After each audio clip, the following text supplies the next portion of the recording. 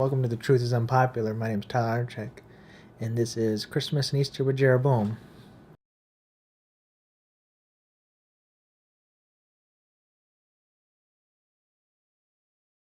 So I'm sure some of you guys are wondering, okay, well, who's Jeroboam? And those who know are probably, okay, well, how do you relate him to Christmas and Easter? So for sake of those who don't know, we'll kind of start with, who he is. So Jeroboam is the first king of Israel after they split. It's a little history. So if you know your Bible, you know Saul was first king of Israel. He disobeyed God. God, uh, cut him out and put David in. So then David, man of God's heart, he has his son Solomon. Solomon reigns. Solomon angers the Lord such that he wants to split the kingdom. So while Solomon's reigning, his servant Jeroboam is spoken to by God through the prophet Ahijah, and that's in 1 Kings 11. You can go read that. God tells him basically, I'm going to split the kingdom from Solomon, give you 10 tribes, and you will only need to obey me and follow all my commandments and keep my ways, and I'll build you an enduring kingdom. So Jeroboam's promised this while Solomon's reigning. Then Solomon dies, his son Rehoboam takes over. He kind of upsets the people, but that's from God. And then God splits the kingdom, and 10 tribes go with Jeroboam as he was told, and other 2 go with Rehoboam. So you get Jeroboam in the northern kingdom and Rehoboam in the southern. So now that we're all kind of on the same page, now everybody has the same question. Okay, how do you relate this Jeroboam guy with Christmas and Easter? I guess first, what really is Christmas and Easter to the church? And I'm sure you probably know if you're watching this, or if you're watching this because you're curious, pro or con for it. But anyways, they're the 2 biggest holidays, really the only church holidays. Christmas is such that, you got 2 months beforehand of Christmas music to drive you crazy. And then there's Easter, and somehow now we're, having egg hunts roll. I don't know what you call it. I never did one. But anyways, I guess I'll start with Easter. My family never really did it. We went to church on that day, but we didn't do anything special. Didn't have any get together family or have a special meal. I guess a Christmas ham is popular. I'd have never guessed. But anyways, we never really did anything special for Easter. Christmas, probably like every one of you, had our tree, get presents. I think we started doing like a cake, like a birthday cake kind of thing. But anyways, go back in time to about 2001. My dad got stationed over in Prague, Czech Republic, at the embassy, and we went to the Baptist Theological Seminary there, one of 2 choices for English-speaking church. So we went there for the time we were there, and one thing I kind of noticed was, okay, Christmas time comes around, and they're not really doing anything set up, no decorating, there was no, I don't know, hubbub about it, whatever you want to call it. Then we asked, what's going on? And they're like, oh, we don't really do a big deal for Christmas, and in fact, we kind of do it in January. So, I'm early teens. I wouldn't be, not even for a few years ago, I wouldn't really call myself a studier, or probably didn't really even care, really, to be honest. Just kind of, okay, pastor said it, okay. That was my mentality, but I think God inserted a small seed there, and I don't fully remember it. But anyways, Fast forward a few years, I'm not exactly sure when, but our family stops church. Kind of feels that it just doesn't feel right anymore from what we've been reading. However, we didn't really replace it with anything. We just kind of uh, decided it just didn't seem right anymore, so we stopped. And then fast forward to to 2015, November time frame. I had just moved down to Indianapolis, and I was, looking for a church. My background is Baptist, so I was like, okay, I'll start with the biggest. Seems logical, find, probably find a bunch of people there, you would think, being bigger. But anyways, so I tried it twice, and on the second time I went, they were talking and getting ready for their Christmas plays and musical or whatever. I don't remember what it was, but that was kind of like the big thing that they were talking about in their word escapes me, but the announcements. I'm thinking to myself, well, I don't really fit in. I don't do Christmas, but I don't really have a great reason why I don't do Christmas at this time. And you start wondering, okay, what am I going to do? And then all of a sudden I felt God call and talk to me, and he kind of was like, Tyler, you don't feel comfortable because you don't belong here anymore. I'm calling you out of being involved in any way with Christmas. So, after that day, I went out and I was like, okay, well, what do you do now? I remember sitting at lunch, kind of looking, okay, well, what is there? What do you do? Is there places that, don't do Christmas? So what I kind of got into and found and all is, the feast of the Lord. So if you read Leviticus 23, I recommend you maybe pause and read it or whatnot. But so if you go through Leviticus 23, you're going to find a couple things. You're going to find the Sabbath, and then you're going to find 7 feasts. Now, if you look up in Strong's, you're going to find that feast is actually appointments. So I feel like if you really use the appointments, it's kind of more, means something a little more maybe. Anyways, so you got the 7 appointments of God. So you have Passover, 8 because you include Sabbath. But you have Passover, then you have the Feast of Unleavened Bread, then Feast of First Fruits, then Pentecost, then you have trumpets, then you have Day of Atonement, and then you have Tabernacles. One of the things or a couple of things you're going to find, every time you read, you're going to find 3 things. You're going to find they're holy to God, they're forever, and they're His appointments. So it's not the Jewish appointments, it's God's appointments. So last I checked, God of Israel is my God too. So these are my appointments with God, and He expects it. I'm gonna deviate a little from what I started, but I guess you're like, okay, so that's the Old Testament. Well, if you go through the New Testament, and I'll put some links down below, or not links, but verses, you find Paul pretty much is at all of them, or uses them as a time reference, or in Yeshua. I'm starting to call Jesus Yeshua now. That's for another time, another video. Anyways, you can find them both mentioning, talking about, going to. And if you know anything about Paul, he is after Yeshua has already risen and ascended to heaven with his Father. So, and he's going and talking about him and encouraging to go through it.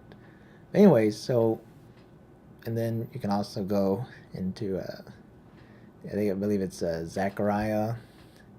Can't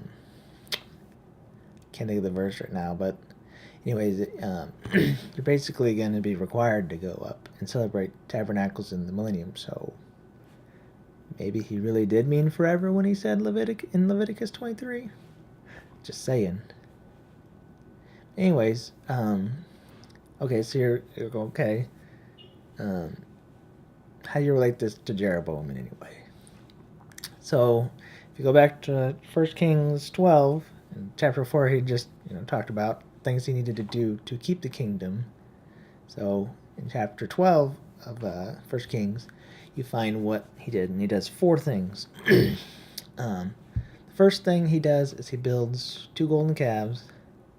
And then he changes where the people worship, because remember, he's running the 10 northern tribes, so his kingdom would have to go down to Jerusalem to celebrate. So they'd kind of have to leave his kingdom. But if he trusted God, God said he'd have an enduring kingdom. Anyway, so he's changed 2 things, and then he changed who could be a priest. So you're supposed to be just the Levites. He allows anybody. And then he changes tabernacles, the appointment of tabernacles, which is in the 7th month on the 15th day. He changes and makes his own feast, and it specifically says, basically replacing the one like in Jerusalem. So, and he moves it to the 8th month on the 15th day. So, if you go back just before it starts talking about it, this was all in his heart because he feared the people leaving his kingdom and going back to Rehoboam, worshiping, whilst worshiping God. So he's afraid, so he decides, I'm going to build 2 gods for you.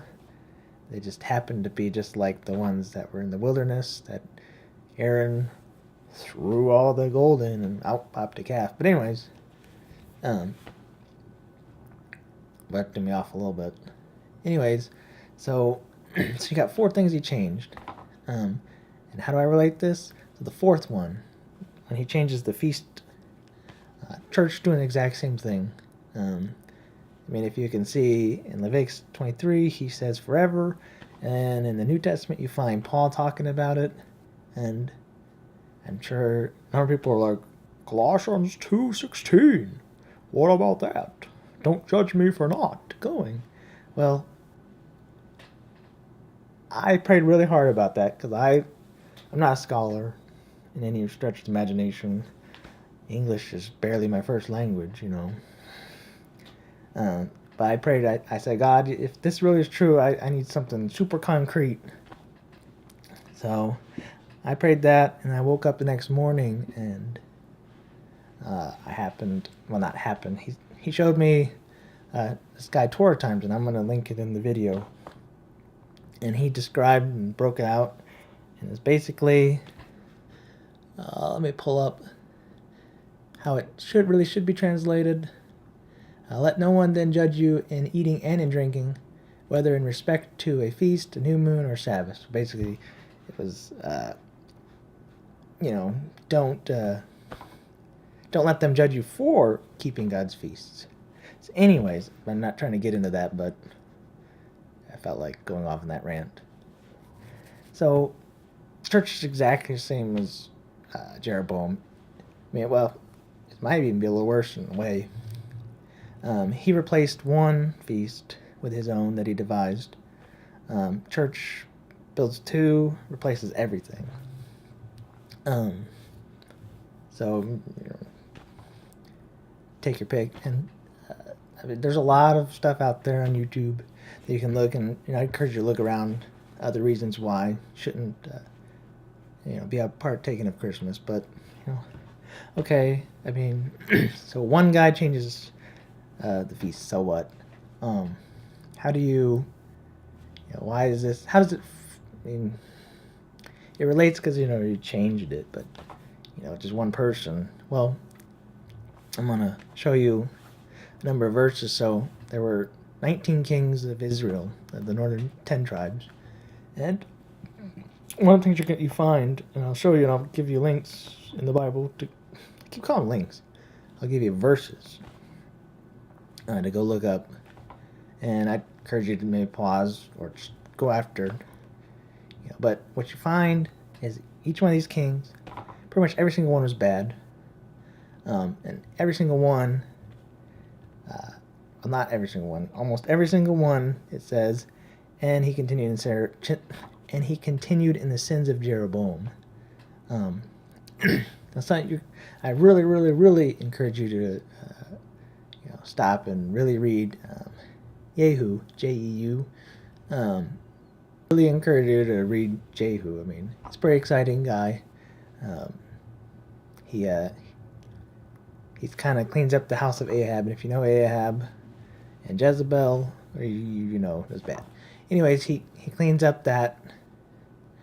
He eradicates Baal worship, and I believe he does some more things, and you're like, yeah, this guy's great. But you can also find it says, and he continued in the sins of Jeroboam. The way I relate that is like the whole, Halloween coming into church. I don't understand that at all. I'd relate Jehu kind of like that. He comes in, he cleans the church up, and he kicks out Halloween, but he still leaves these, the behemoths that are there, Christmas, Easter. So, God's there forever. Yeshua goes to all of them. Paul talks about them. Colossians is really just a mistranslation. You're supposed to not judge people for partaking of God's feasts. Now they do. And then, relating to Jeroboam. This is, for me, the reason I chose Jeroboam is I'd been with my family doing this Kings and Prophets study from Precepts. We'd been doing, about 3 years now. We're still kind of just finishing it up, but I want to say we've been doing it for 3 years-ish.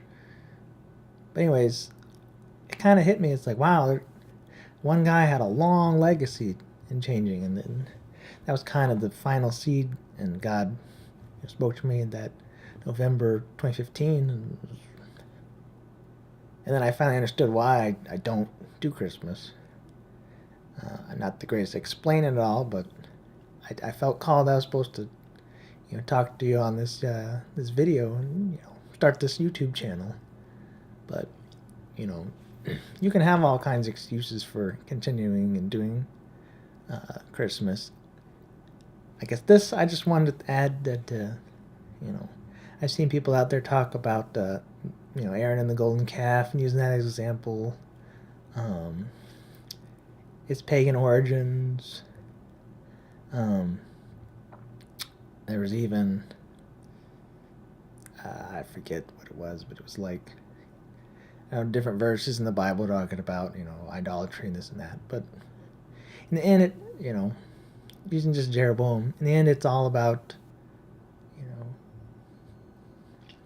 don't make up stuff. Or a real quick example, you go back to what is it? Leviticus, I believe it's 10. And you have Aaron and his two sons. Oh, he had 4 sons, and then it became 2. But Nadab and Abihu, I mean, they offer strange fire, and poof, they're gone. It's a pretty simple little change. You're like, well, Christmas isn't like that, but I mean, it's a change. You added it. Look at Jeroboam. The whole kingdom, all the way up until captivity when last king. All the way to the end, they continue since Jeroboam. One of his sins was he changed the times of the Lord's feasts. Church done that. I mean, I didn't really. I wasn't studying. I trusted what the pastor's talking about, But when he says they're forever mine, holy, and they're my appointments, I don't know. I'm an adopted child. I'm in the family. These are his appointments. I think they're important. It's between you and God. I'm just introducing the topic I was told to talk about. I know a lot of people are like, well, my family does it. It's the time we get together. Get together in the summer. It's nicer. It should, in the end, when you die and you go before God, and I'm not saying you're going to hell for this or anything. But I am saying, come out of Babylon. In the end, when you go to heaven, you stand before God. He's not going to care what your parents did, what your friends did, what your church family did, what your pastor told you to do. You were called to examine the scriptures and prove yourself worthy. Look at the Bereans; they were fact-checking Paul. It's on you. You're the only one that's going to stand before him and have to account for what you did. So be careful continuing stuff just because everyone around you does. It can get you in a lot of trouble. It's there. He talks about it. Just because it's majority and all your past. In the end, I guess I'm kind of saying, don't trust anyone. Don't trust me. What I said, go look it all up. In the end, Spirit should really be the only one teaching you. You should be basically questioning everything you hear at church. The enemy's prowling around like a lion. There's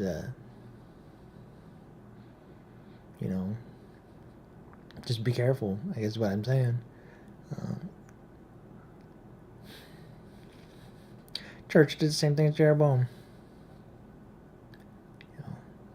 And I'd like to kind of end with two things. One, if you go to 1 Kings 18:21, it says something to the effect of, how long will you waver between two opinions?